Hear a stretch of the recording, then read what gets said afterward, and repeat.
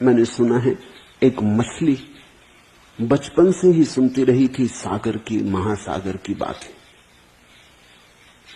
शास्त्रों में भी मछलियों के महासागर की बातें लिखी हैं। बड़े ज्ञानी थे जो मछलियों में, वो भी महासागर की बातें करते थे। वो मछली बड़ी होने लगी, बड़ी चिंता और विचार में पड़ने लगी कि महासागर है कहां।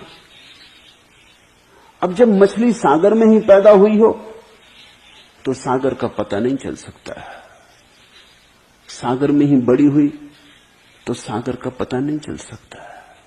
वो पूछने लगी कि ये महासागर कहां है। लोगों ने कहा हमने सुनी है ज्ञानियों से बातें, सुनी है वार्ता, देखा तो किसी ने भी नहीं। कुछ धन्यभागी मछलियां, कोई बुद्ध महावीर, कोई कृष्ण राम जान लेते होंगे, बाकी साधारण मछलियां हम तो सिर्फ सुन के मानते हैं कि है महासागर कहीं। वो बड़ी चिंता में रहने लगी, उसका जीवन बड़ा विक्षुब्ध हो गया। वो बड़ी विचारशील मछली थी, वो भूखी प्यासी भी पड़ी रहती और सोचती रहती कि कैसे महासागर पहुंचे, वो अद्वितीय घटना कैसे मिलेगी।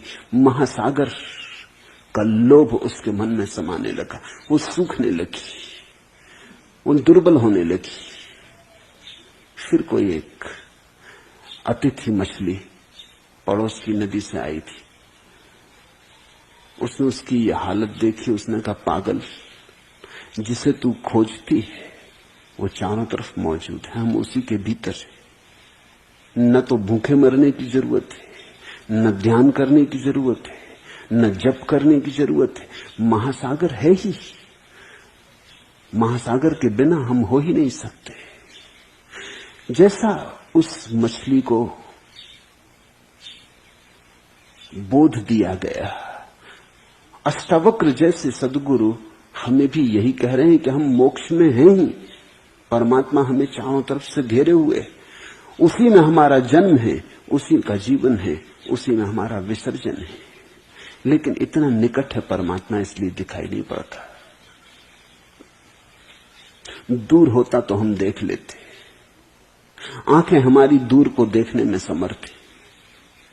जो निकट है वही चूक जाता है, जो बहुत पास है वो भूल जाता है, और परमात्मा से ज्यादा निकट कोई भी नहीं। मछली के लिए तो उपाय भी है कि कोई उसे उठा के रेत के किनारे पे डाल दे तो तड़फ ले और पता चल जाए उसे कि सागर का छूट जाना कैसा है। हमारे लिए तो वो भी उपाय नहीं। परमात्मा के बाहर हम जा ही नहीं सकते। अष्टावक्र की उद्घोषणा यही है कि तुम धर्म की चिंता में मत पड़ना, परमात्मा को पाने के लिए कुछ भी करना जरूरी नहीं, वो मिला ही हुआ है। मोक्ष कहीं भविष्य में नहीं है, मोक्ष अभी और यही है। मोक्ष तुम्हारी चाह से शून्य अवस्था का नाम है।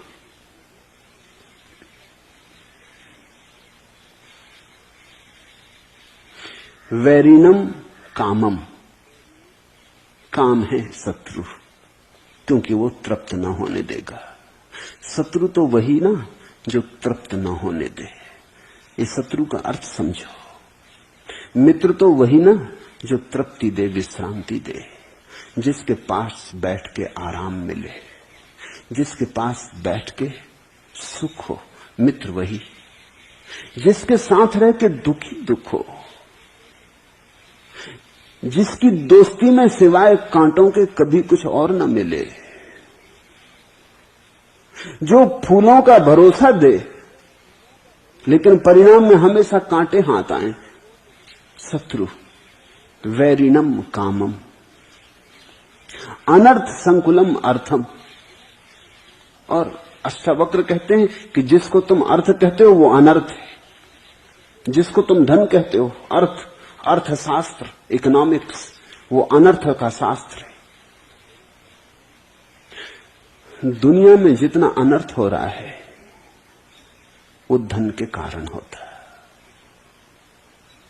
इसलिए कुछ दुनिया के विचारक तो इस सीमा तक पहुंच गए कि उन्होंने कहा जब तक दुनिया में धन है तब तक शांति नहीं हो सकती। तुमने 99 के चक्कर की कहानी